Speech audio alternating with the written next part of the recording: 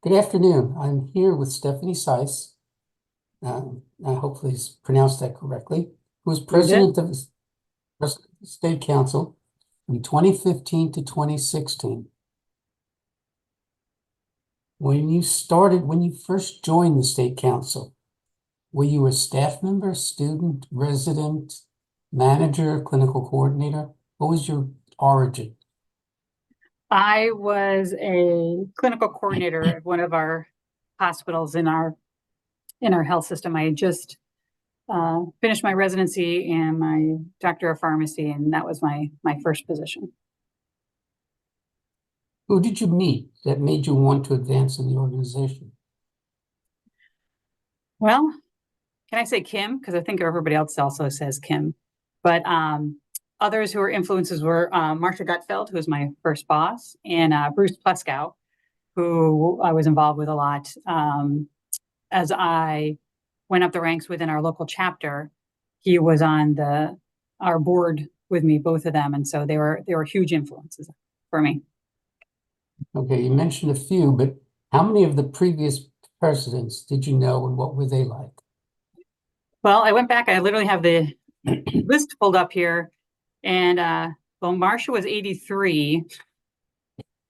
That was my boss. So then skip a few years, and then Jack Katrinas I met when I first started. Patty Ciola was also big in our organization, our local chapter. And then pretty much from 99 on, so John Manzo, you, Tom Lombardi, and so on and so forth. I've kind of met them through the annual assembly and, of course, our local people.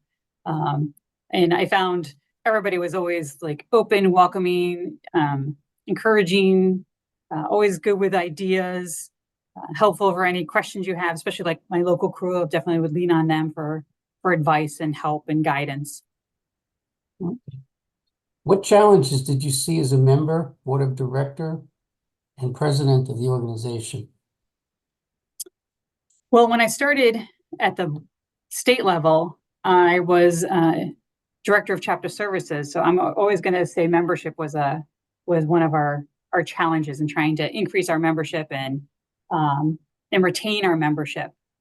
The other thing that came up a lot that I, again, noticed through director of chapter services was sometimes like a disconnect between the state organization and the local chapters, and just people not realizing what that connection was and how we are all actually supposed to be working together, and not realize. A lot of people thought they were like two separate organizations, whatever your local chapter is and the state organization. So a lot of kind of miscommunication that we kept trying to overcome. That, and everybody who is downstate thinks upstate is Albany, which is 5 hours from Buffalo. So that's not necessarily upstate. So that was always kind of a comical thing we had a discussion on. Okay. Seeing the state council grow through the years, do you think we've met some of those challenges?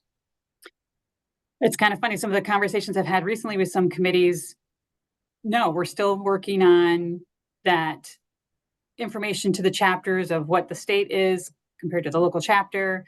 We had a dip in membership with COVID, and so bringing that back up. So I know that's still always at our forefront. So I think those same challenges are kind of still there, maybe not in the exact same way that I saw them when I was president, but I think those are always going to be challenges there. Okay. Now, as you said, membership has always been an issue. Do you remember what members wanted during your presidency? It's a good question. And I was trying to think back to, we would do a lot of member surveys. And again, when I was in chapter services, when Kim, prior to me, had come up with some guidance on membership retention and how to improve our membership recruitment. And I think one of the things we kind of kept coming back to was advocacy, though I don't think not every pharmacist thought of that. I think that tend to be once you get into more of the different positions, but education, like CE programming, certificate programs. When I started my presidency, one of the big things we did was start up the Residency Research and Practice Forum. So kind of targeting other groups within the state that we hadn't targeted previously with the preceptors, the RPDs, the residency program directors, and residents. So I think that also gave them an avenue for, like, education, I think, was still always a big thing. Okay. How often and where did the board of directors meet? Was it very organized and professional, or was it more camaraderie? So we met, so pre-COVID, we actually did things in person. So we had 4 meetings throughout the year that were in person, and an additional board call, I think it was in like February. And previously we had done it, when I was president-elect, it was still in person. And the group of us that were coming from Western New York to the board meeting the previous year, were kind of driving through a winter storm, and we stopped counting when we got to like about 25 cars that were off the road. And we just said, next year, if we want to meet in February, it'll be virtually. We're not going to meet in person, but we would go to Albany, to the office in Albany, which changed over during my presidency to the location of what the office was. And so we would meet there, depending on, during my presidency, actually, it was still like a day program. So for the most part, we would just go down and back on the same day. But previous to that, when I was on the board, there would be times where the board meeting would be over a couple of days, so we would stay overnight. And so it was always professional, organized, and there was definitely a lot of camaraderie. It was nice to be there, seeing everybody face to face, sitting next to people, having those conversations during and in between breaks in the board meeting. It really helped develop those relationships that we all grew on the board while we were there. Were there any major mishaps or issues when you were president, which would be useful for future presidents not to repeat? The biggest thing, and I think a number of us have had to deal with this, is just managers in general, when you have someone who is underperforming. And so I had, during my tenure, had an underperforming board member. And so it was a matter of getting in touch with them. They were missing board meetings, and having that hard discussion with them to basically ask them to resign, to step down, because at that point they decided that they just couldn't continue. And then to having to come up with an additional person to appoint to that position through consensus with the board, and getting that person up to speed. So that is always an issue with any board when you have a turnover like that. The other thing, it wasn't so much a mishap as a major issue, is that towards the end of it, we were starting to interview organizations that were going to take over our management service, and hiring on Sean. So that was kind of like a big thing that happened during towards the end of my tenure. Okay. When you became president, was it everything you expected? Maybe, sure.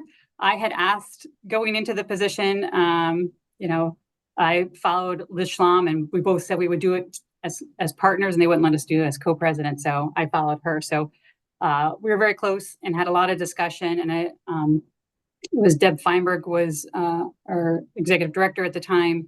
And so just asked a lot of questions. So I think, and like I said, I had Kim and Bruce and Marcia, had a lot of people to discuss with before I ran for the position and took on the role. So I had an idea of what I was getting myself into. So I guess it met my expectations. I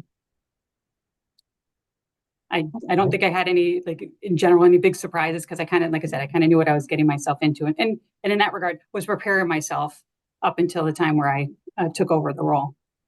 Okay. Annual assemblies.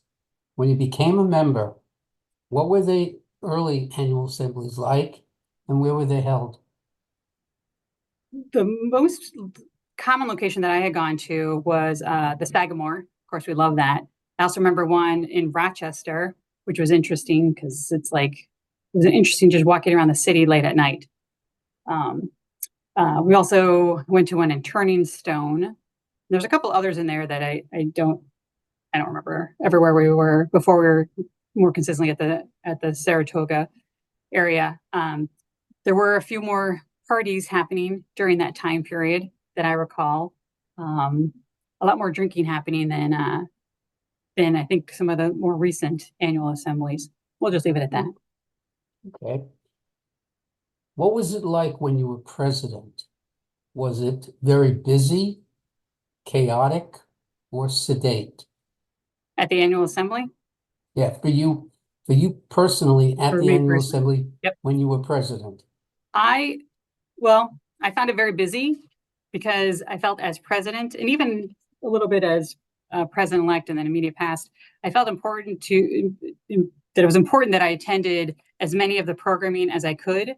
But also during my presidency, it was our first year of the Residency Research and Practice Forum, which was just like a huge undertaking. So that definitely added a lot to my involvement during the annual assembly. So it was very, very busy.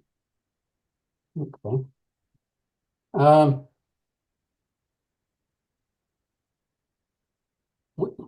And I think you just answered this, but when do you remember them growing to be what they are today? Well, since I was instrumental in starting this, I'm going to always go back to that residency program, and that in my presidency year, that really is where it took off, and we just kind of continued to build and build on it, which is where now kind of some of what you see currently, that is a good chunk of the participants at the annual assembly are all those residency individuals. So I think it's just a natural progression when you think of the annual assembly and what's happened and how we've transformed over the years. So it's just been, I think that's kind of, for the current, that's kind of where I saw it start. Okay. Generational changes.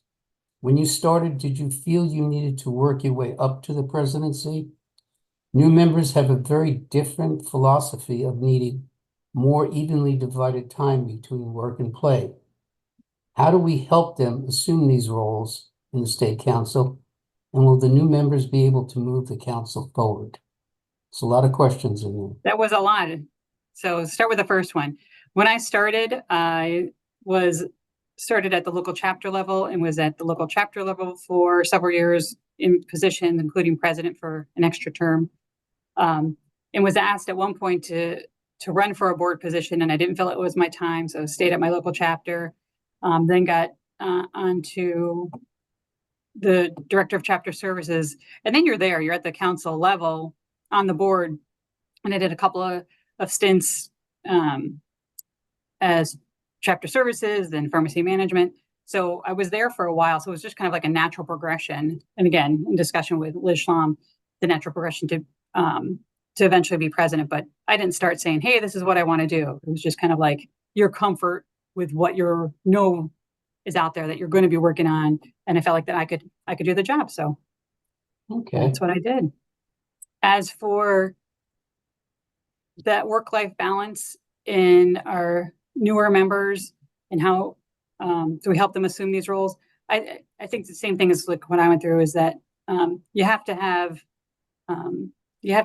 knowledge of what you're getting yourself into, and make sure that those stepping into those roles, again, like I said before, like when you have underperforming board members, they need to know that process. We've adjusted the way we do our nominations committee, so we actually will interview people so they understand what we're asking, and so they have time to ask us questions so that they know for that short time period, you are going to have to put in a little bit of extra time. You can't just be like, hey, I show up for one meeting and do nothing else. There is definitely a lot more time that is going to be required, but it's not forever. It's for that short period of time, and it's super rewarding. So definitely worthwhile. And I think what will help anyone is to have good working committees. So the goal now is we have the directors, but having the good committees, good committee chairs, an active involvement of all the members of those committees to help produce whatever it is they're tasked with doing, so that the director can oversee it or the president can oversee it, but they don't have to do all the nitty gritty because they've already done that. So now it's passing the baton on to somebody else. And so it's kind of like, think of students with that layered learning. It's kind of that same idea, that layered approach to getting the work done within the organization. Okay. Any final nuggets you wish to give to future members who wish to become president? I think same thought, that I think you make sure you have a good understanding of the organization and know what your responsibilities are, and really just enjoy the journey, because it's going to be over before you know it, right, Ted? Ted's timeline, Tempest Fusion. Tempest Future. Yep. With that, I say thank you, and we'll end the interview.